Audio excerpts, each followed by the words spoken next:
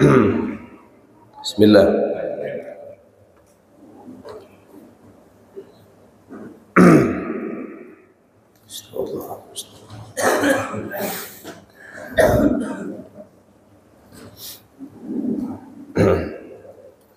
Allahumma salli ala sayyidina Muhammadin tibbil qulubi wa dawaiha wa afiyatil abdan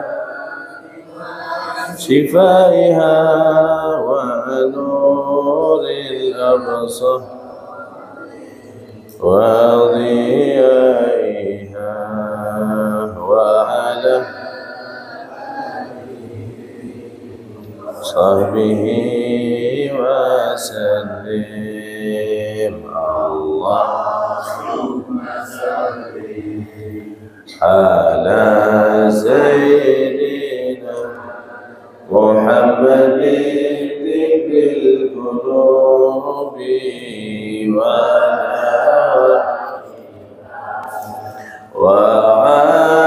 afiyatil abdan shifaiha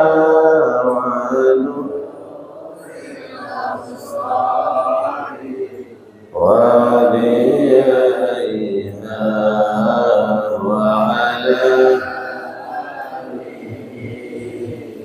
sahbihi wa sallim. Allahumma salli ala sayyidina Muhammadin tibbil qulubi wa dawaiha wa أبدان واسفيها ونور الأبصار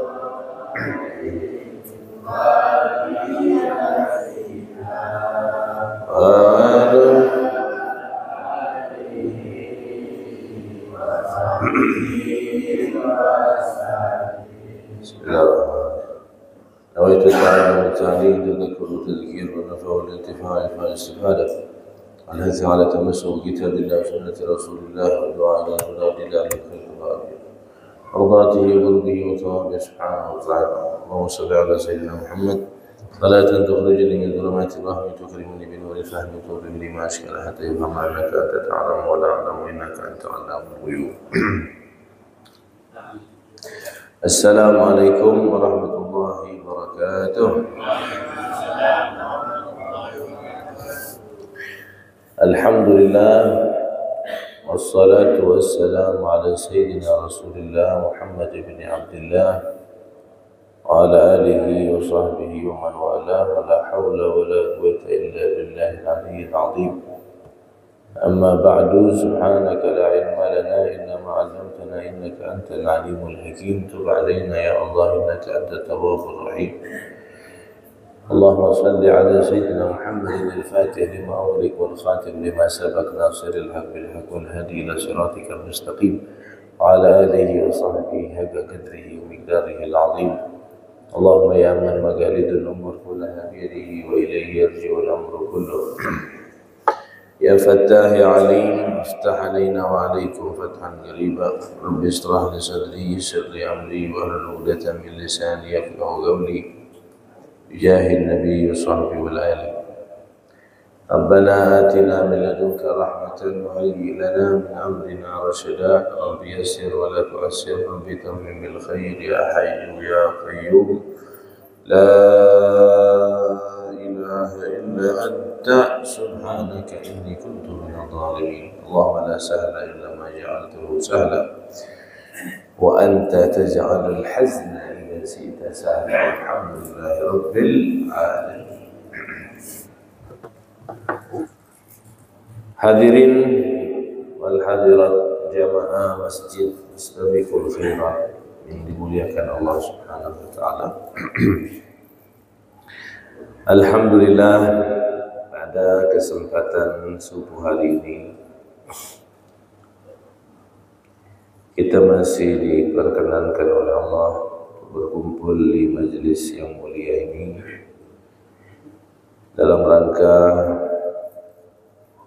melanjutkan daripada kajian kita, walaupun di sebagian masjid sudah banyak yang libur taklimnya, hanya masjid sini yang tak mau libur.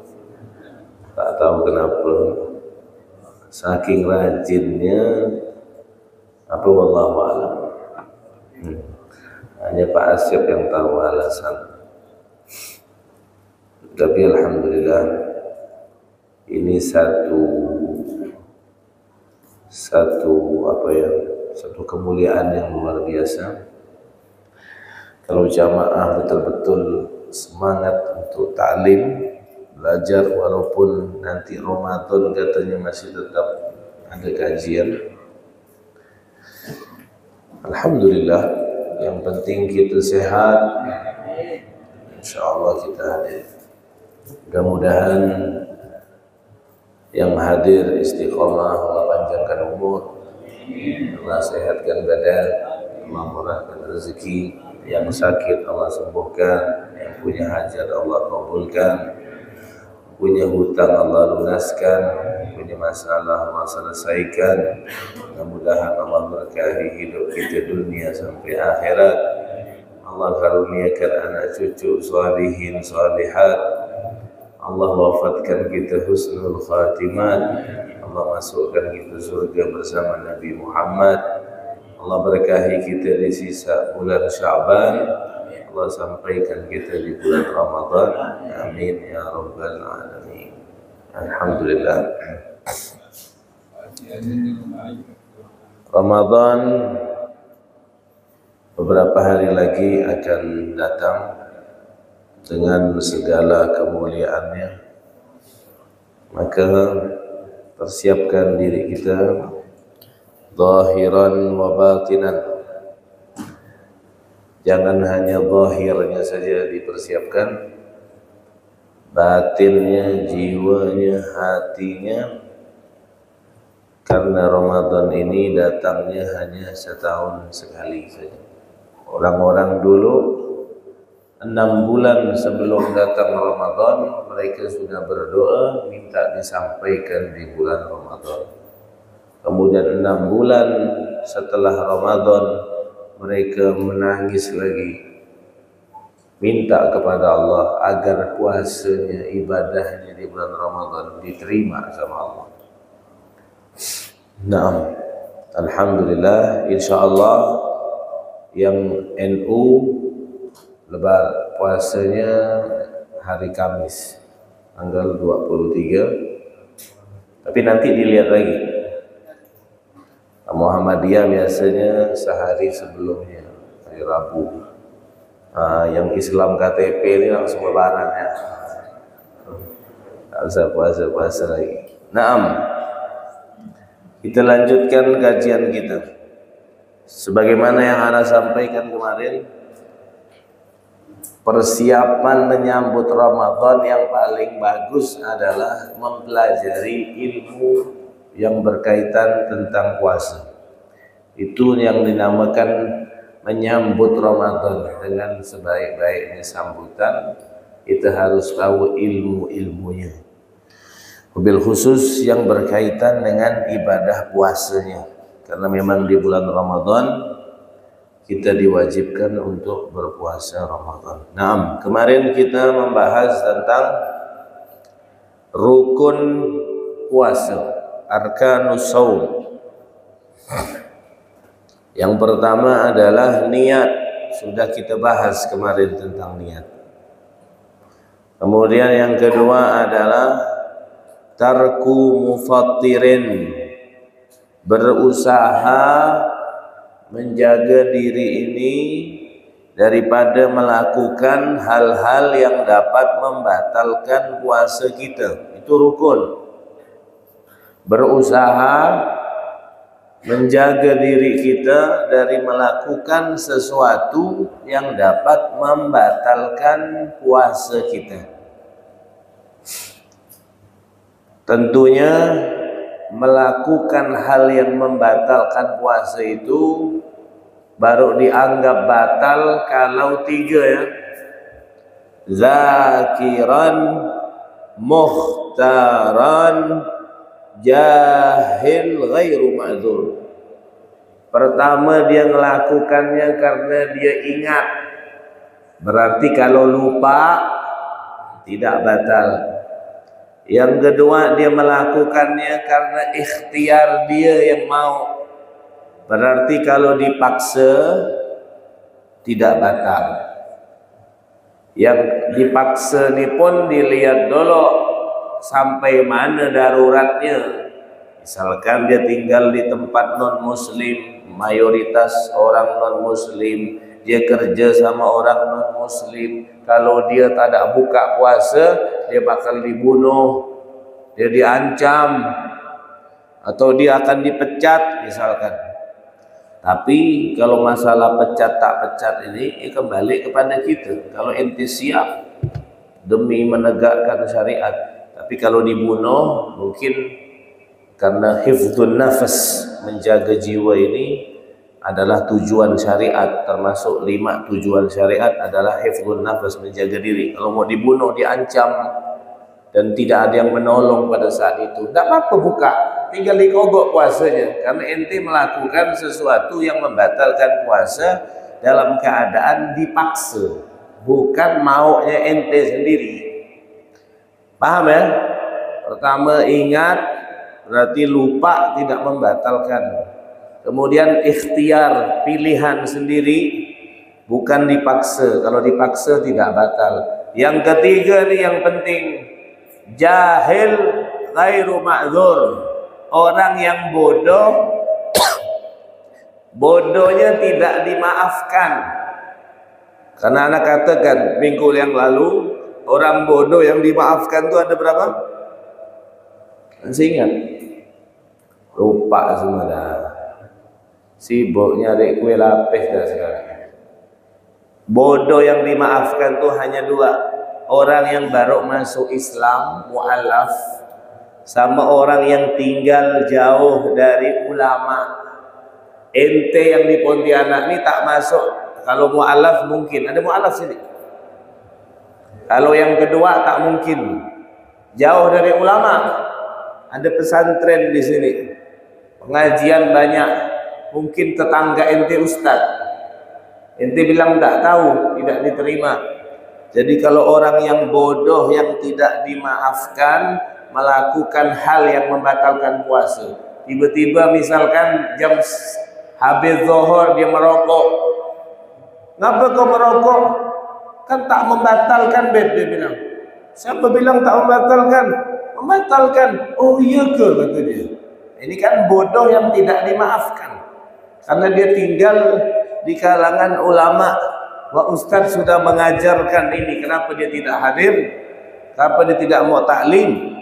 Kalau dia tidak tahu, makanya kata Imam Ali bin Abi Thalib, ada penyakit yang lebih dahsyat dari bodoh. Apa itu? Al-jahlu bil jahli. Orang bodoh tak merasa dirinya bodoh. Artinya dia tak tahu tapi tak mau belajar. Itu lebih dahsyat dari bodoh. Bodoh tak bagus. Tapi kalau tak merasa dirinya bodoh, macam mana orang tak merasa dirinya bodoh? Tak mau belajar. Ya kan? Rasulullah saja mengatakan tidak berkah satu hari bagiku kalau aku tidak menambah ilmu. Rasulullah, orang yang paling alim, segala ilmu bersumber dari beliau dan memang ilmu ini adalah warisan beliau, tapi beliau mengatakan tidak berkah bagi diriku di hari terbitnya matahari tapi aku tidak bertambah ilmu sama sekali. Jadi tiap hari itu harus nambah ilmu terus. Makanya antum buka dalam Al-Qur'an dari juz pertama sampai juz 30 tak ada ayat Allah perintahkan Nabi Muhammad minta tambah kecuali minta tambah ilmu. Wa qur rabbi zidni ilma. Ya Muhammad, berdoalah, ya Allah, tambahkan aku ilmu. Andaikan harta lebih afdal dari ilmu, pasti Nabi Muhammad suruh minta harta. Andaikan kedudukan lebih tinggi dari ilmu, Nabi Muhammad suruh minta kedudukan. Tapi tidak, ternyata ilmu lebih afdal dari segala-galanya, sehingga suruh minta tambahan. Minta tambahan terus ilmu.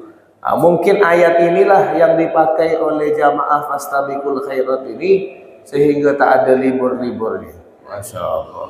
Wallahu a'lam. Ya kan? Tidak ada stop-stopnya yang namanya ilmu ini. Karena ilmu ini adalah kunci untuk sah atau tidaknya ibadah kita kepada Allah. Karena kita diciptakan oleh Allah di dunia untuk ibadah.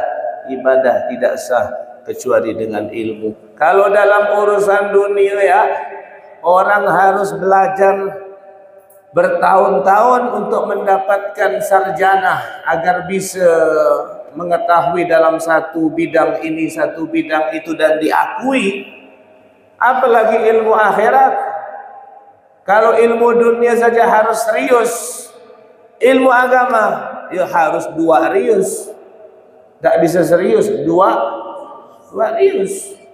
Karena walal akhiratu khairun laka minal ula. Urusan akhirat lebih baik daripada urusan dunia. Kita tidak menyampingkan ilmu dunia, tidak. Wala tansa nasibaka minad dunya, kata Allah. Wabtaghi fima atakallahu daral akhirah wala tansa nasibaka minad dunya. Cari akhirat, tapi jangan lupakan nasibmu di dunia. Dunia kita cari, tapi jangan dunia akhirnya melupakan kita dari akhirat. Alhamdulillah kita tinggal dekat sama ulama. Berarti kita tidak termasuk kategori bodoh yang dimaafkan. Berarti kalau kita bodoh atau tidak tahu akan satu hukum ilmu agama, kita tak dimaafkan. Jadi tak ada orang Pontianak ni istilah aku tak tahu. Beb tak tahu anak, beb tak pernah dengar. Tak bisa. Kecuali ente mu'alaf. Kalau ente tak mu'alaf, jangan buka-buka jadi mu'alaf pula. Apa tak tahu anak baru masuk Islam. Masuk Islam dari mana? Ente lahir sudah Islam. Abah ente Islam, datuk ente Islam. Kecuali ente tinggal di Papua, kecuali ente tinggal di NTT, minoritas, tak ada ulama di sana. Ada pun susah nyarinya. Sekarang jangankan ustadz ulama, kita sudah punya HP, media sosial, YouTube ada, apa semuanya ada. Ada Syekh Google radhiyallahu anhu. Tinggal tanya saja, ya kan? Jam berapa pun ente tanya bisa. Tapi lihat dulu sumber-sumbernya. Linknya dari siapa dulu. Jangan asal-asal. Takutnya dari golongan sebelah pula. Nanti ente salah baca. Syiah lah. Atau Wahabi atau apa nanti. Lain ceritanya. Cari NU yang NU. Nahdlatul Ulama. Referensinya itu sudah dijamin dari kitab-kitab Ahlus Sunnah wal Jamaah. Tapi selagi masih ada ustaz, tanya kepada ustaz. Jadi kalau melakukan yang membatalkan puasa ini, dia dalam keadaan ingat pilihan dan dia bodoh yang tak dimaafkan, maka barulah dianggap batal puasanya. Kalau selain tiga ini, dia lupa, atau dia dipaksa, atau dia mu'alaf, atau dia jauh dari alim ulama, dia tak tahu, dia melakukan hal yang membatalkan puasa, maka tidak batal puasanya. Paham ya? Paham tak nih? Apa? Sekarang kita lanjutkan. Apa saja yang membatalkan puasa? Dicatat ya. Apa saja yang membatalkan puasa? Mubtilatus shaum. Ulama membagi menjadi dua. Ada muhbitat, ada mubtilat. Muhbitat, ada mubtilat. Kalau muhbitat itu perkara yang dapat membatalkan pahala puasa. Puasanya sah, tidak wajib qada karena memang puasanya sah. Cuman pahalanya nol. Jadi nanti kalau di akhirat dia minta pahala sama Allah, ya Allah, mana pahala puasa? Kata Allah, tidak. Kau tak pernah puasa. Kau hanya pengalaman, pernah tak makan dan tak minum saja. Pengalaman. Cari pahala tak dapat karena pahalanya nol, karena dia melakukan beberapa hal yang dapat membatalkan pahala puasanya. Puasanya sah, cuman pahalanya kosong. Sama kayak perempuan cantik tapi tak ada ruhnya. Kira-kira ente mau? Mau enggak? Bang, jenazah namanya. Ini kan jasad saja. Ruhnya sudah dicabut. Tidak ada. Kan ngolok-ngolok namanya itu. Betul? Oh, kotak HP-nya iPhone yang paling mahal. Isinya Nokia gitu. Atau tak ada isi. Kan ngolok-ngolok namanya. Puasanya sah. Tidak mau mengakukan ini, tidak. Tapi isinya kosong. Makanya kata Nabi, kam min sha'im laisa lahu min siyamihi illal ju' wal atas. Berapa banyak orang yang puasa tak dapat pahala puasa kecuali lapar dan haus. Makanya puasa tingkatannya ada 3. Ada saumul awam, ada saumul khawas, ada saumul khawasil khawas. Yang pertama puasa awam, puasa kebanyakan manusia. Apa itu? Puasa hanya menahan lapar dan haus saja puasanya. Bohong tetap bohong, mandang maksiat tetap mandang maksiat, ngadu domba tetap ngadu domba, ibu-ibu yang gosip tetap jalan terus. Puasa dia. Tapi puasa hanya tak makan dan tak minum saja. Jadi di akhirat tak ada pahalanya. Hanya puasanya saja yang sah. Ini puasanya orang awam. Ada tingkatan kedua, puasa al-khawas. Puasanya orang-orang yang spesial. Sama kayak martabak kan. Ada yang biasa, ya kan? Ada yang spesial. Yang spesial yang mahal. Ya kan? Berapa kalau spesial? Ada yang jual martabak sini tak ada.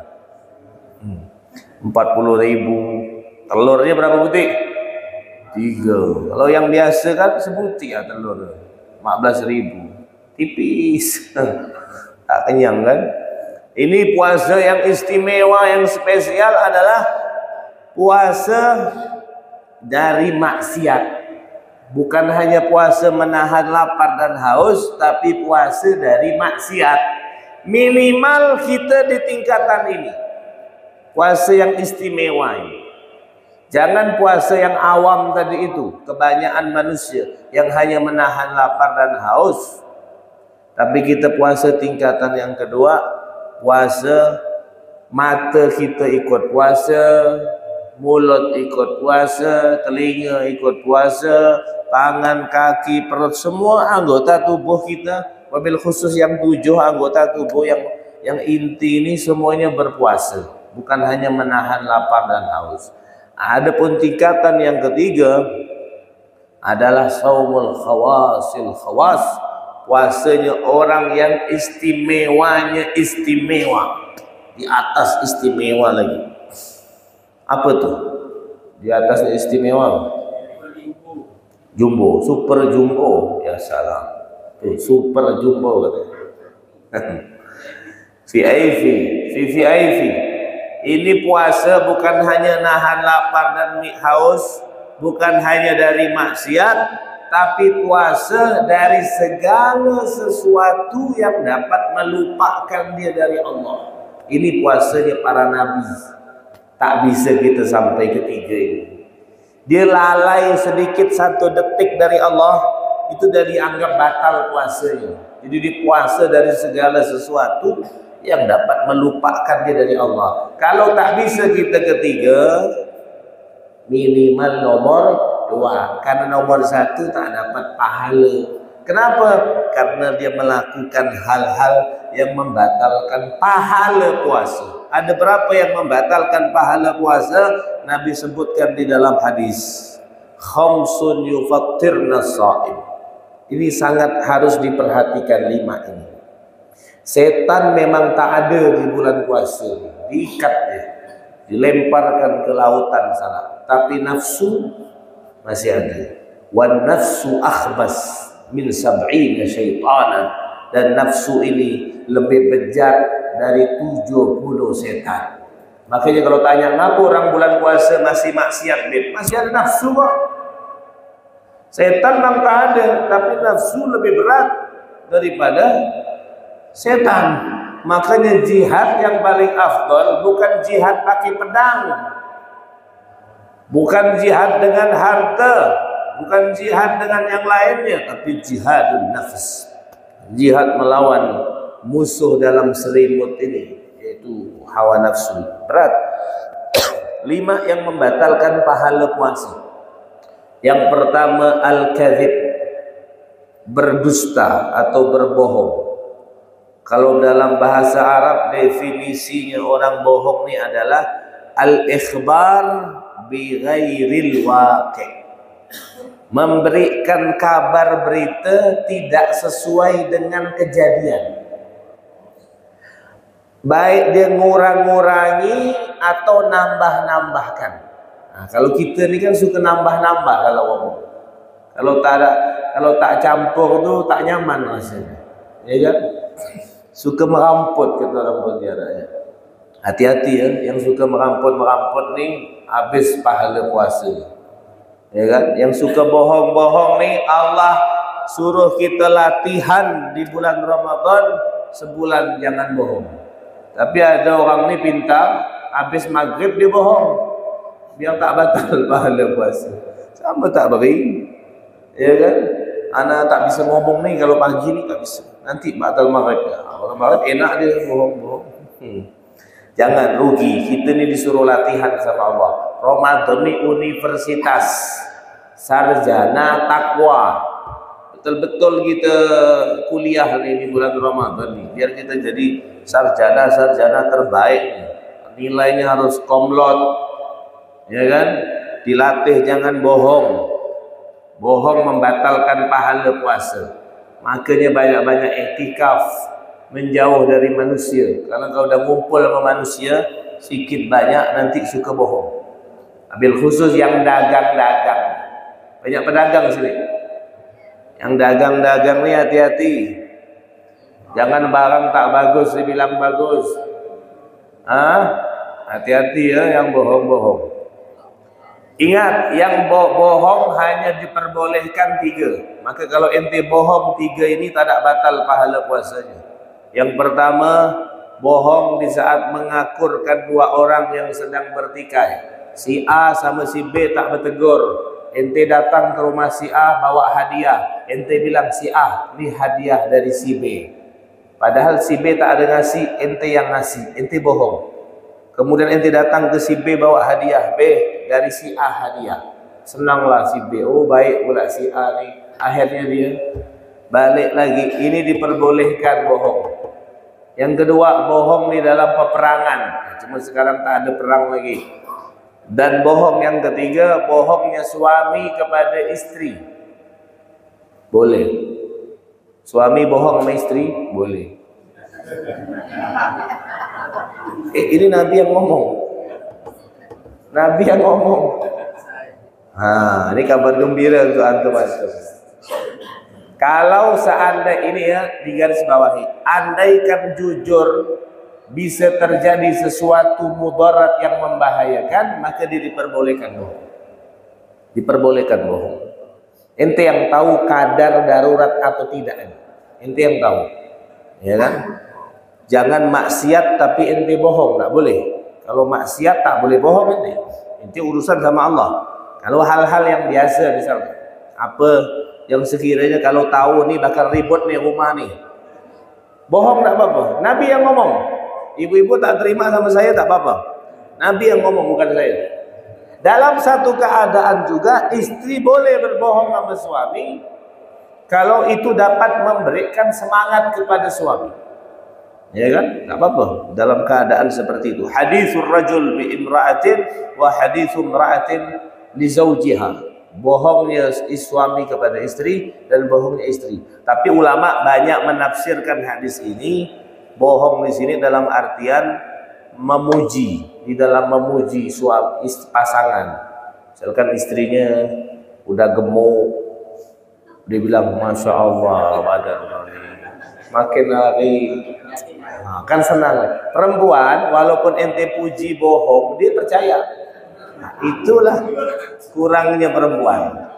Kalau ente puji walaupun bohong dia percaya.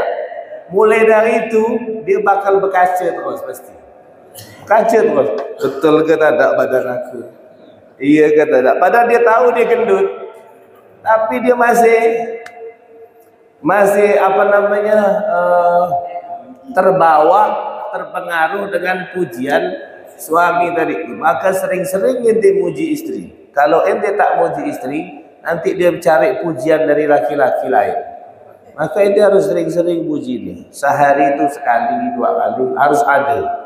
Gitu juga istri juga harus begitu. Harus sering-sering muji suami. Itu hal-hal yang dapat menghidupkan api-api keharmonisan di dalam rumah tangga. Kita kalau udah tua-tua yang udah lama-lama yang legend-legend ini kan udah jarang muji-muji lagi. Muji enggak apa-apa. Ya kan tiap hari muji. Gimana? Apa kita praktekkan langsung hari ini? Ayo yang punya HP WA istrinya sekarang. Ayolah. Lebay kata dia. Malah kalau ente muji-muji istri ini, malah istri curiga. Ada apa dia muji-muji?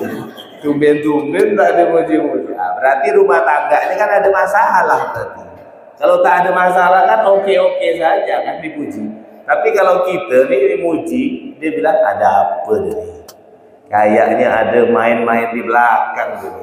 Tumben-tumben tak dipuji, ya kan lebih bahaya. Berarti ada masalah rumah tangganya. Kan begitu. Nah, itulah yang diperbolehkan bohong. Selain itu batal puasa, tak boleh. Kemudian yang kedua wal ghibah, gosip. Gosip. Apa itu gosip? Dzikruka akhakal muslim bima yakrah walau kunta shadiqan. Kau menyebut saudaramu yang muslim di belakangnya yang kalau dia dengar dia marah. Itu namanya gosip. Walaupun yang ente sebut itu betul, itulah dia namanya gosip.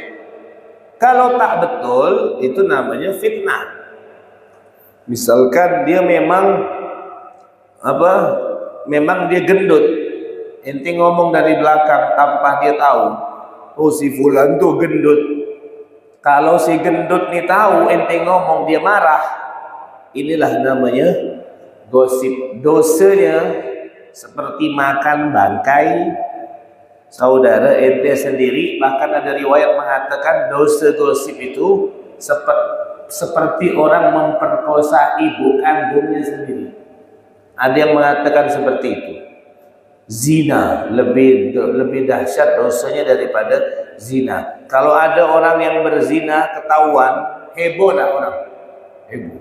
Tapi kalau orang gosip, kita nih kadang lebih membesar-besarkan sesuatu yang kecil, membesar-besarkan sesuatu yang kecil, sesuatu yang memang besar kita anggap kecil. Dosa gosip ini lebih dahsyat dari zina, ya kan? Berapa kali sehari kita gosip? Bahkan di TV itu terang-terangan gosip. Film gosip menceritakan tentang artis. Dosa nak kita yang nonton? Kata Nabi, al-mutakallim wal mustami' syarikani fil ithim. Yang ngomong dan yang mendengar ikut sama dapat dosa. Hapus tuh film-film gosip di TV kita.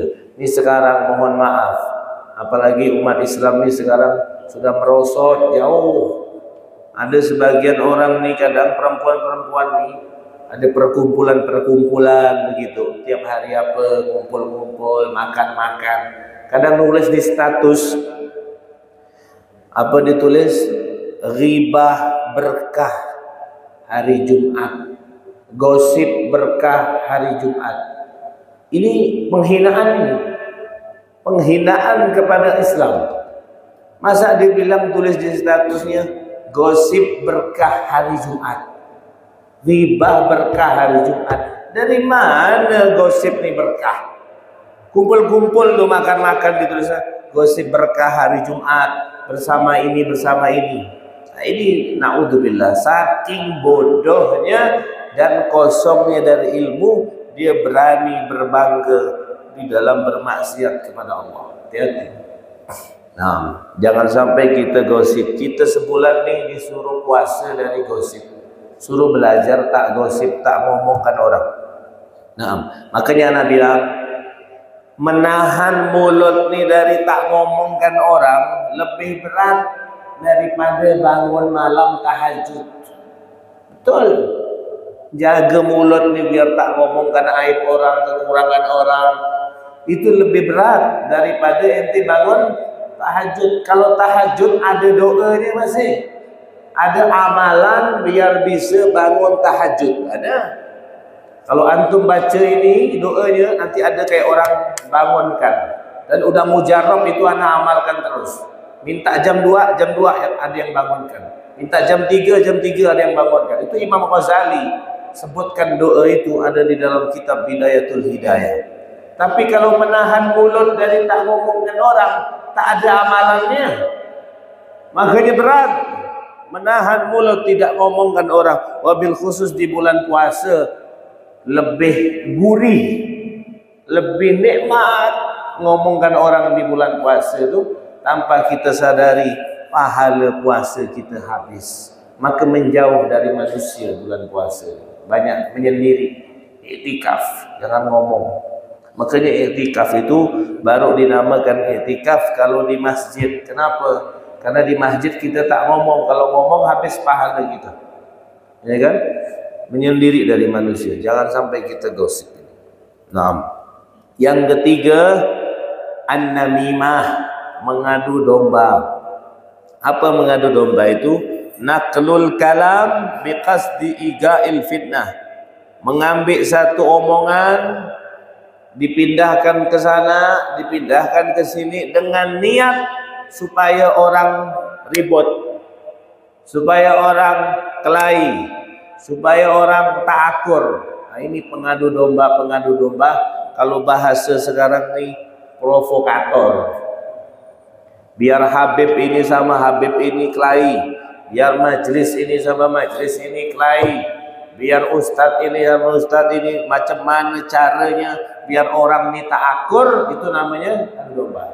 Kalau dalam hati kita masih punya sifat itu, berarti kita pengadu domba. Kalau kita lebih senang orang ribut daripada senang orang akur, berarti kita pengadu domba. Itu yang disebut sama Nabi, la yadkhulul jannah an-namam, tak akan masuk surga orang yang pengadu domba. Hati-hati. Banyak tuh di masyarakat kita yang seperti itu. Itu membatalkan pahala puasa. Yang keempat, ini yang penting nih. An-nadhar, apa? Ini anak pending dulu biar sama. Yang keempat adalah al-yaminul kadzibah, sumpah palsu. Bersumpah dengan nama Allah, wallahi billahi tallahi, tapi tidak sesuai dengan kenyataan, palsu. Itu membatalkan pahala puasa. Oh, nih barang nih bagus nih beb, wallahi bagus tuh. Padahal koyak, padahal konslet, padahal tak bagus, sumpah. Ini bahaya. Nah, ini empat nih semuanya berkaitan dengan lisan. Bohong lisan, ngadu domba lisan, apalagi gosip lisan, sumpah palsu lisan. Tuh lihat tuh, empat banyaknya di lisan. Memang lisan ini bahaya. Yang kelima baru yang bukan lisan. Apa itu? An-nadhar bisyahwah, melihat sesuatu dengan syahwat. Baik melihat sesuatu yang haram ataupun sesuatu yang halal. ente lihat istri ente syahwat, puasa ente habis. Maka ibu-ibu tolong, kalau bulan puasa jangan pakai baju haram malam nanti. Pagi-pagi jangan nak mancing-mancing. Ya, melihat istri pun dengan syahwat, tergerak syahwatnya, puasanya sah, pahalanya habis. Bukan hanya melihat yang haram. Yang haram dah jelas, lihat bini orang haram, lihat bini seorang pun, bahkan ente lihat dinding pun syahwat, habis pahala itu.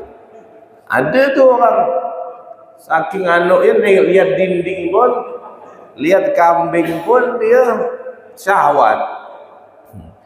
Mungkin dah lama kali tak libur, jadi mandang kambing pun dia syahwat. Pahala puasanya sah, cuman pahalanya melihat dengan syahwat. Makanya bulan puasa ni jangan iktikaf depan TV, jangan iktikaf depan HP. Kalau bisa, kalau tak penting-penting betul, HP ni setelah sahur off, buka tak buka ba'dal maghrib. Ini sumber maksiat kalau ente tak punya iman. Sumber maksiat, TV sumber maksiat. Buka nih di HP, mohon maaf, di Instagram, di TikTok, pasti itu lewat setan-setan. Tak dilihat mubazir, dilihat batal puasa, kan bingung kita akhirnya. Tutup HP, jangan dimatikan internetnya, telepon biasa saja. Itu kan usaha kita. Jadi jangankan melihat yang haram, melihat yang halal pun dapat membatalkan pahala puasa. Ini 5 nih, dijaga nih. Kalau ente bisa menjaga 5, berarti puasa ente tingkatan yang kedua tadi, saumul khawas, puasanya orang yang istimewa. Tak sama berarti ente dengan puasanya kebanyakan manusia. Nah, ini yang membatalkan pahala puasa, namanya muhbitat. Nah, sekarang kita membahas yang membatalkan puasa, bukan pahala. Nah, tapi kalau yang membatalkan pahala puasa masih sah. Tapi yang kedua ini yang membatalkan puasa, maka otomatis pahala pun habis. Jadi yang membatalkan pahala puasa belum tentu membatalkan puasa, tapi yang membatalkan puasa sudah pasti membatalkan pahala puasa. Ada berapa yang membatalkan puasa?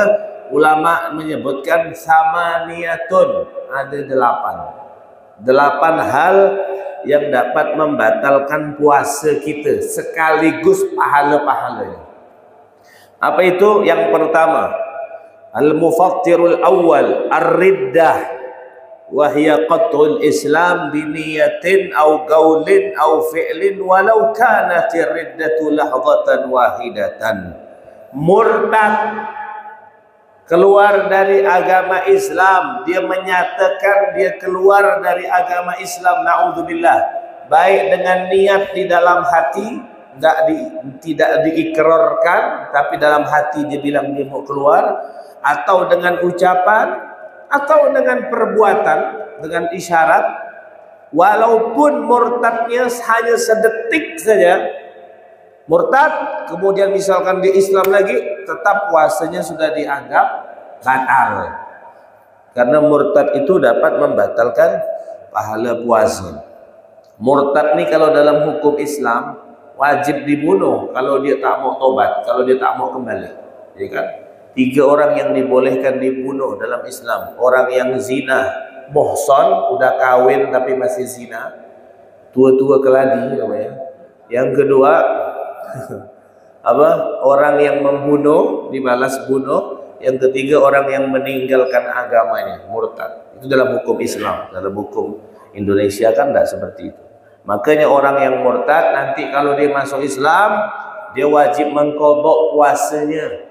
Misalkan 10 tahun dia murtad, 10 tahun dia wajib qadha puasanya kalau dia masuk Islam lagi. Diberatkan dia, biar tak main-main dalam urusan agama. Yang kedua yang membatalkan puasa adalah langsung dijadikan satu haid, nifas, dan wiladah. Haid, nifas, dan wiladah. Darah haid, darah nifas, dan darah wiladah. Wiladah itu darah yang keluar bersama bayi itu di saat lahir. Nah, kemudian setelah itu baru nifas. Nifas itu kadang paling lama berapa hari? 60 hari. Lama tuh nifas tuh. Ya kan?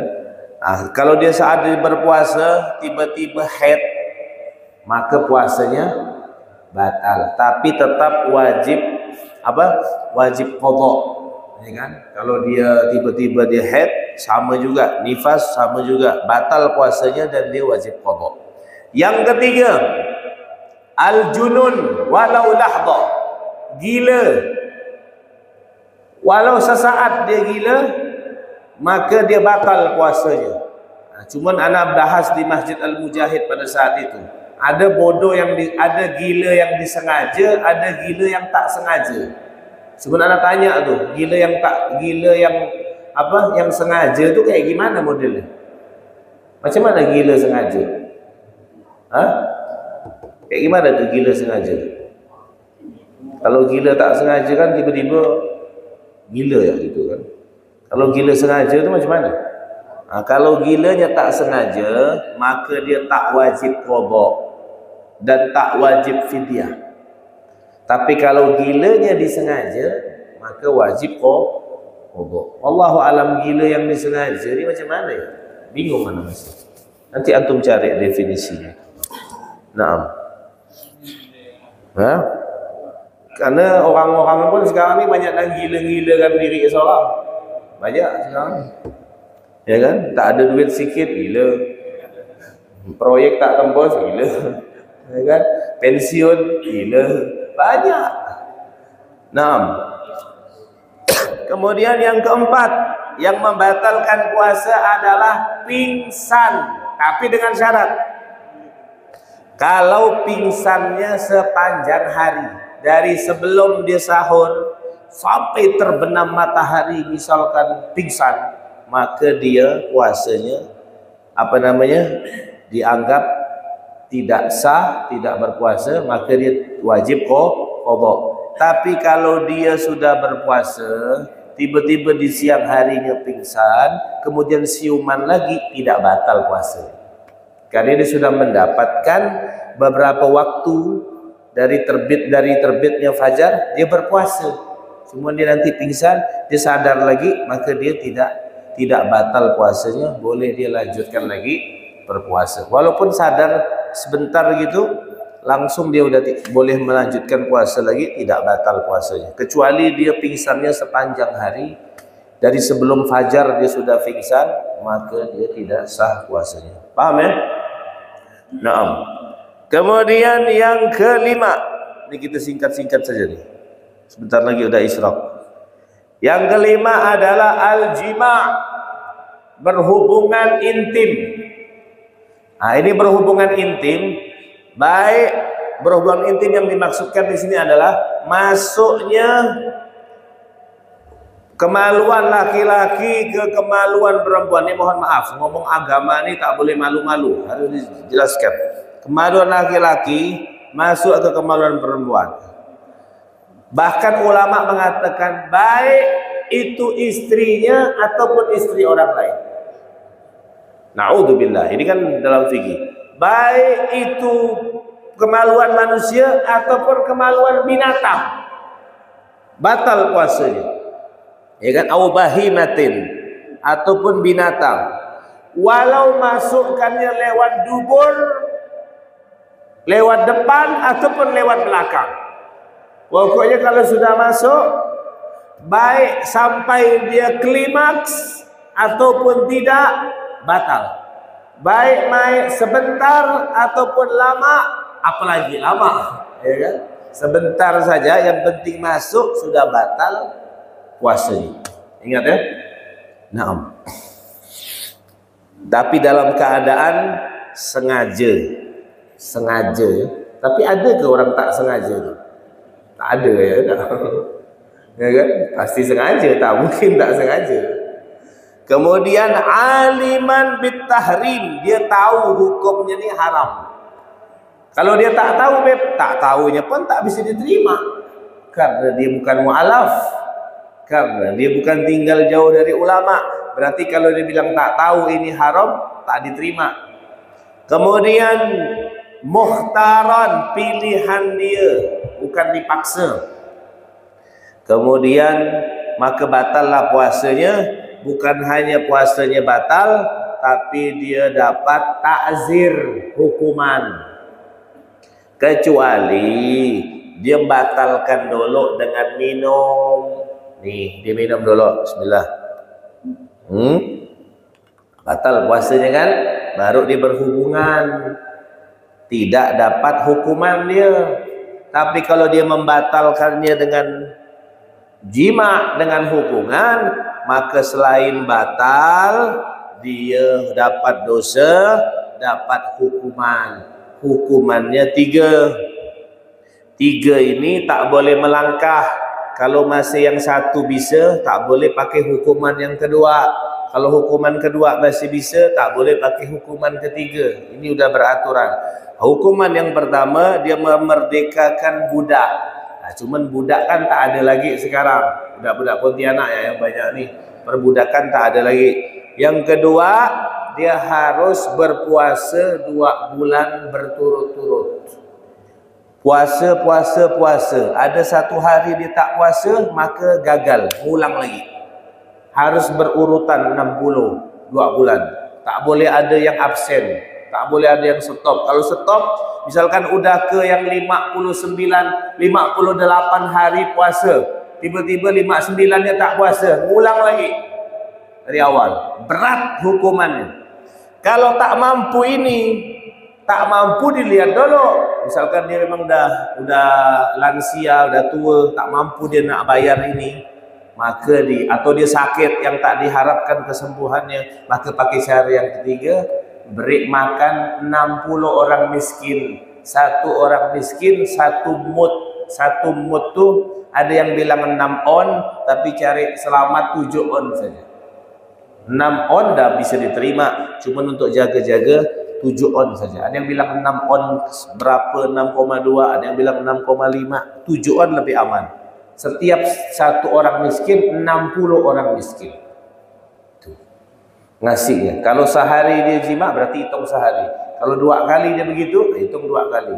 Nah, terus yang diwajibkan untuk mengeluarkan itu si laki-lakinya, bukan istrinya.